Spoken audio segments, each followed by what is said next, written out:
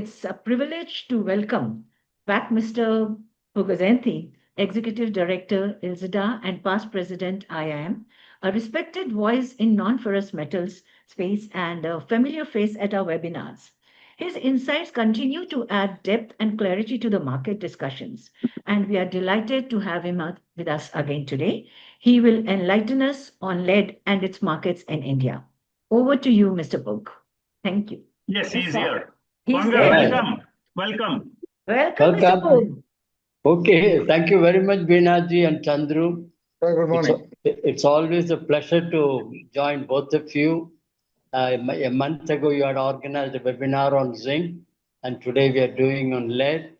And I'm sure there is more in stock in the coming months. Of course. And it was so nice to hear our commodity guru, Chandru, talking about Trump turmoil and multiple jokers and war-like situation, etc. It's a very nice presentation, Chandru. You are able to assimilate and put them across in such a way that everyone remembers all the forewarnings and the precautions you are giving and the outlook that you are portraying.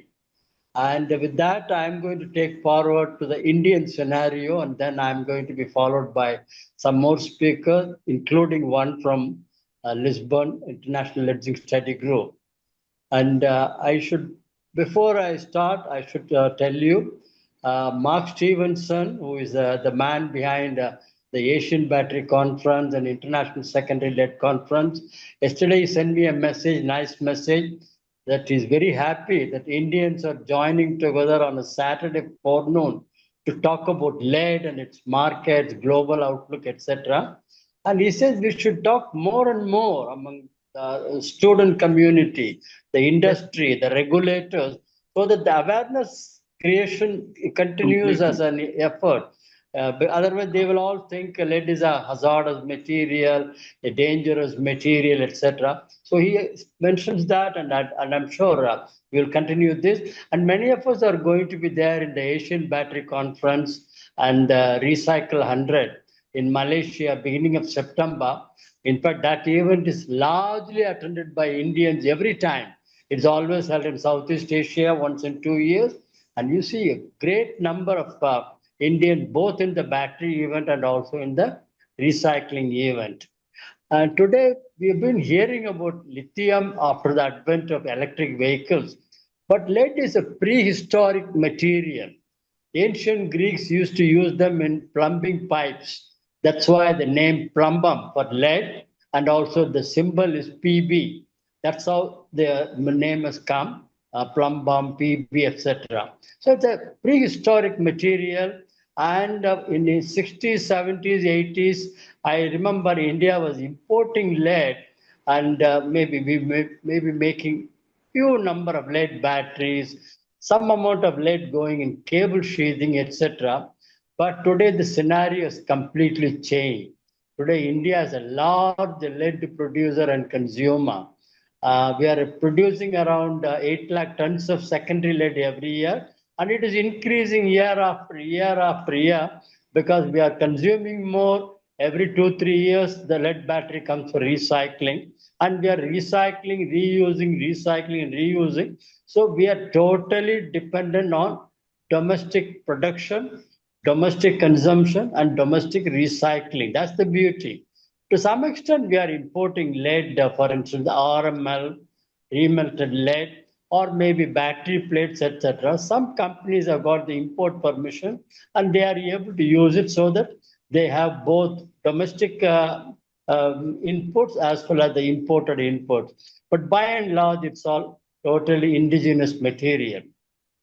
And lead in our country, if you want me to summarize in one sentence or one slide, just have a next slide, and that tells you exactly what's happening. You can see the lead output in different countries: USA, Korea, Japan, Australia, India, etc. USA has gone down, Korea slight growth, Japan flat, Australia flat, and you see the yellow line, India going up and up and up continuously. 1.2 million tons of lead being consumed and produced around 2025.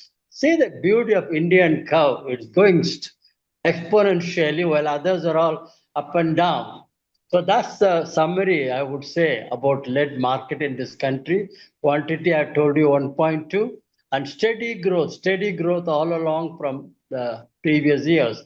Why is this growth? Just see lead battery. Lead is mostly used in lead batteries. 85% of our lead output is all going in lead batteries, and it is there everywhere. Your railway coaches, you're having lighting, fan, etc. in Vande Bharat or Rajdhani or whatever. And below your coach, you got bank of lead batteries, which gives continuous input. You are not disturbed. Your fan, lights, and everything is there, and the air conditioning being supplemented by auxiliary energy, etc. And of course, automotive industry, we were a regulated economy in automotive production, maybe 70s, 80s, etc. Today, India is the fourth largest automotive player, and we are the capital of two-wheelers. Two-wheeler, India is the largest share, I would say, and passenger cars have increased. Now I find in India, I used to see earlier small cars like Maruti 800 and Zen being in great demand. But today, the current scenario is more and more Indians are buying SUVs. SUVs. That's the beauty here. Because they can go with their family, with more members, luggage, highway, or holiday, or wherever. So now more and more SUVs Indians are buying now. An inverter, let me tell you, in the beginning, maybe about 20, 25, 30 years back, many parts of the country used to have power cuts in summer months. And that's why, as a standby, everybody used to have one battery, lead battery, or two lead batteries, and supported in an inverter. Today, power cuts are not there. But why the inverters are so common in houses? We want internet continuously. We want Wi-Fi continuously. Connectivity we want. You really feel very bad if you don't have connectivity, as though you're not having oxygen for breathing. So connectivity has become such an important issue. So everybody, shops, schools, banks, houses, everywhere you have inverters. Once you have computers, UPS, you have to have telecom battery. It is a common man's gadget device. Everybody, maid servant, vegetable vendor, carpenter, and everybody is having mobile in their hand, going around and talking to the people, etc.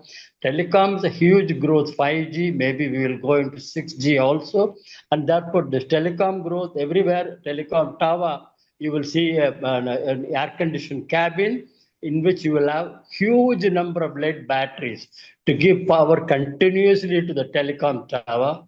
And you also have now solar energy, to some extent wind also. This is catching up. Today, India has got maybe around 150 gigawatt of solar energy, and more are coming. This is the priority sector. We want to use less and less of thermal coal for power production. We want to have more and more of solar energy everywhere, even on railway coaches, on top of railway coaches. We want a solar floating panels, whatnot, rooftop, and any river bed also you see floating solar panels. Street lighting, now it's very nice now. Earlier it used to be concrete poles and all kinds of things, but sometimes lights on, sometimes lights off in the night. But today we have lead battery supported street lighting, and also there's a solar panel also there in the top. And of course, e-rickshaws, two-wheelers, is all catching up. E-rickshaws, most of the e-rickshaws in our country, they are all powered by lead battery, not lithium battery. Next one, please. This is the usage, about 75-80% of our lead consumed in the country, 1.2 million tons, as I said earlier, our consumption, current lead consumption. Mostly it's there in lead battery, some amount going in alloys and chemicals. That again, lead alloys, lead antimony or lead calcium alloys, whatever, that comes to the batteries, and also chemicals also is there. And to some extent, cable sheathing, very small percentage. Next one, please. Can I move to, yeah, this is the reason. Why lead batteries? Lead battery is the most affordable, reliable energy source. 4,000, 5,000, you are able to get branded batteries. If you climb down, you get locally made batteries. So you get lead batteries everywhere, every nook and corner. You have dealers, branded batteries, and the local batteries. Sometimes people have imported lead batteries also from Taiwan, Vietnam, whatnot, etc. So it's such an affordable one, not like lithium. We have to import lithium or you have to import lithium battery, either way. Now, most important thing, lead battery is the most safest energy source. You are having an inverter, you are having in your car, you are having in your scooter. No risk, no fire, no kind of alarms, etc. And as Chandru said, lead is known around the world as the most recycled material. It's a low temperature melting operation. 327 degrees centigrade is the melting point of lead. And this is the cheapest input for making new batteries. And continuously we have upgraded. We are now having maintenance-free batteries, batteries for solar application, and batteries for exports, etc. This is an excellently well-established industry for the last 60, 50 years. It's been there. The market size, as per my estimate, this is the number. You may have your own number. And the steady growth, as I told you earlier, 6%. Next one. Lead, ideal example, 99 totally recycle, reuse. You can see the flow sheet there. And this is something, I'm really very happy to hear this. You're talking about sustainable development, circular economy, zero waste, etc. But we have been using all the lead waste coming from batteries or from cables or from other sources. We are melting them, recycling them, refining them, reusing them. That's an excellent thing that's happening. But unfortunate thing, you and I will know the informal sector is really a pain in our neck, and that's there. We have to bring down the informal activity. They are hazardous. They're killing the workers. They're harming the environment, etc. So that's a very, very important need of the hour. And that's where I would say the regulatory bodies have to be very strict. State pollution control boards and state pollution control committees, they should close down those units or levy penalty or ask them to upgrade technology wise, environmental protection wise, etc. So it is policemen, local policemen, I would say, if they are very strict, this informal sector will gradually vanish. Next one. Indian lead industry, you can see the lead production I mentioned earlier, 0.88 lakh tons. Primary lead in Hindustan zinc 250,000 tons. Imports about 150,000 tons. Total lead 1.2. Authorized capacity as per CPCB website, though it's a little outdated website, I would say 2021. 3.5 million tons of registered capacity is there. Not all of them are operating to full capacity. You have to get the feedstock. You have to get the used batteries. About 675 units are there. Next one, please. Battery waste management rules. We used to have battery management handling rules in 2020, 2001, 2002, etc., where ILZDA was instrumental in making the draft and giving to the ministry. That was an excellent piece of legislation, but I think later Niti Aayog felt all batteries should be brought under lithium, zinc dry cell battery, nickel cadmium. Everything should be brought under one rule. That is how this rule was framed. And you got all the batteries, used batteries, end of life batteries are covered here, and rejected batteries before it goes to customer, and also the expired batteries, the service life is expired, or discarded batteries, those defective batteries. So it's covered for all of them, these rules, and it applies to everybody, producer, dealer, consumer, and entities like State Road Transport Corporation, Municipal Corporation, Railways, different sets of collection, segregation, transport, and recycling.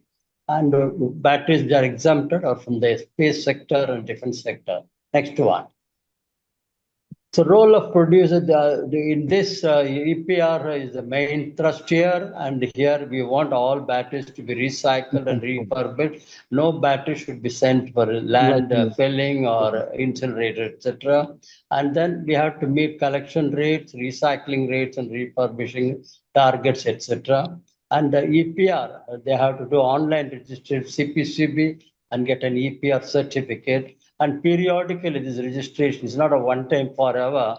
So it has to be periodically renewed. And then you have to also, you can have deposit refund scheme for old batteries, or you have any other buyback scheme, whatever you feel is necessary.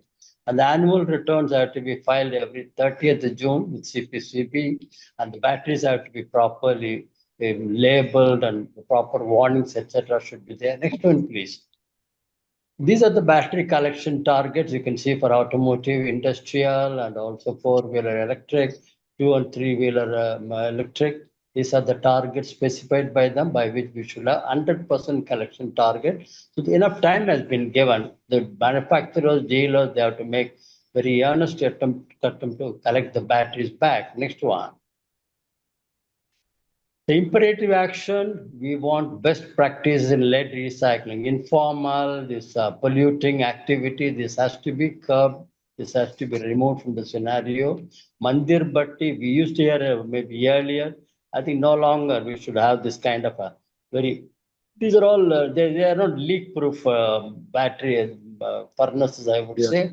So we should have more and more of a rotary kiln, rotary furnaces and refining kettles, etc. That's how it should be. And more are switching over to the system.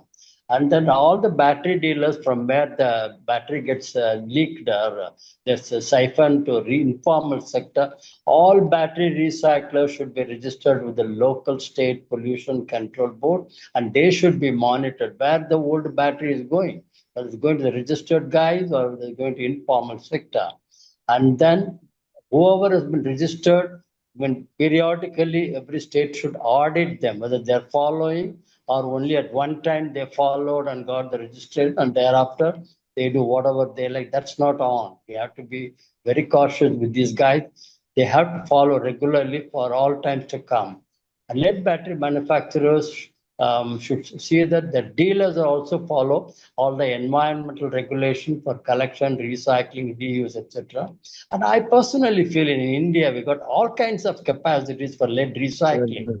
I would say about 12,000 or 15,000 tons per year. That should be the minimum scale of lead recycling. Then only they will have financial muscle, they will invest in technology, they will invest in PPE, they will invest in many other things. So that's my suggestion. And also there should be continuous awareness as we are doing, and ILZDA also is doing. Incidentally, ILZDA is having a major international conference on lead and lead batteries. To exploit all the true potential of both lead and lead batteries at Delhi on 1st and 2nd December in New Delhi, India and Center. And if anybody is interested, kindly get in touch with us. That's a big event where we bring speakers from International Lead Association. Mark Stevenson also will be there. It's a Zinc study group and other speakers will be there. So you got the global speakers and Indian speakers coming and speaking at your door in India, in New Delhi. Please join that event. And I hope to see many of you in the Asian Battery Conference early next month. Thank you very much. Thank you very much. Yeah.